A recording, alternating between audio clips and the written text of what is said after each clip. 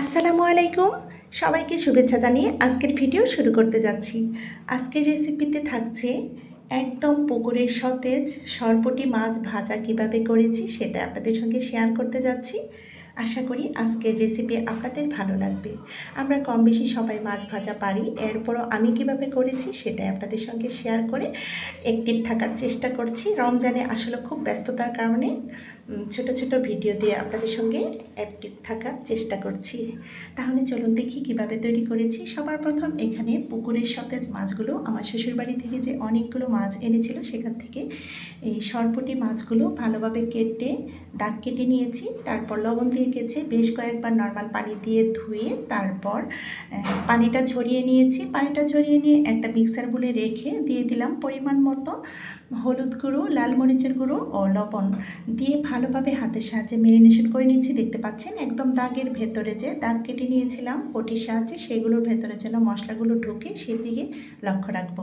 ভালোভাবে ম্যারিনেশন করে নিয়ে তারপর চুলাতে একটা ফ্রাই প্যান বসিয়ে দিয়েছি। এরপর পরিমাণ মতো সয়াবিন তেল দিয়ে দিয়েছি। তেলটা গরম হয়ে আসলে দিয়ে দিলাম একে একে 3টা মাছ। 3টা করে ভেজে নিচ্ছি। আমি 2 ভেজে নেব। আমি এখানে 6টা মাছ নিয়েছি। আপনারা আপনাদের প্রয়োজন অনুসারে কমিয়ে বা বাড়িয়ে নিতে পারেন। আর মাছগুলো কিন্তু বেশ বড় ছিল, আমার হাতের 1 বিঘার চাইতেও অনেকটুকু বড় ছিল। তো আমি আসলে ধারণাটা দেওয়ার জন্যই বলছি। তারপর মাছগুলো দিয়ে 5 মিনিট অপেক্ষা করব।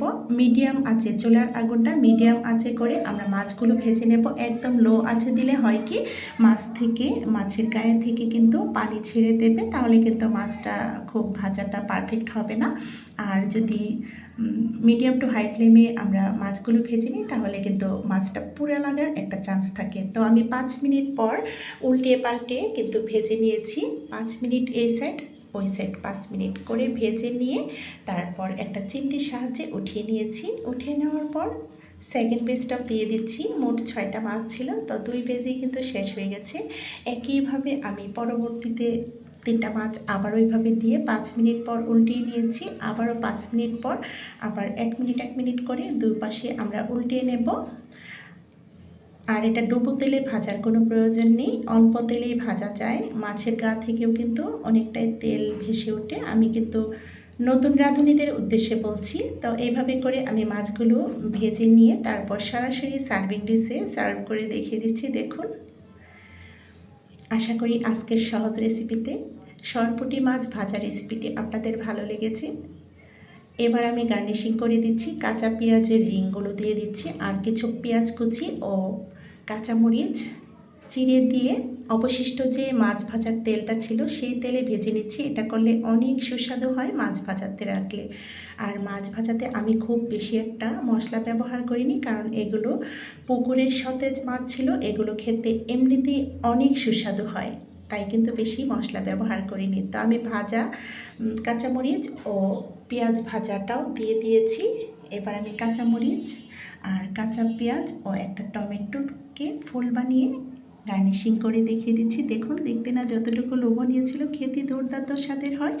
একদম পিওর মাছগুলো এত সুন্দর এরোমা বেরোচ্ছিল, কি বলবো। গরম ভাতের সঙ্গে যদি প্রথম পাতে এই মাছ ভাজাটা থাকে তাহলে একদম পরিপূর্ণ তৃপ্তি সহকারে প্রথম পাতের ভাতটাই শেষ হয়ে যাবে ইনশাল্লাহ। আশা করি আজকের সহজ রেসিপিতে সরপুঁটি মাছ ভাজা রেসিপিটি আপনাদের ভালো লেগেছে। যদি এই ধরনের টিপস সহকারে নতুন নতুন ভিডিও পেতে চান অবশ্যই লাইক কমেন্ট শেয়ার করতে ভুলবেন না। চ্যানেলটাকে সাবস্ক্রাইব করার বিশেষ অনুরোধ রইল। তো সবাই ভালো থাকবেন। আল্লাহ হাফিজ। আসসালামু আলাইকুম।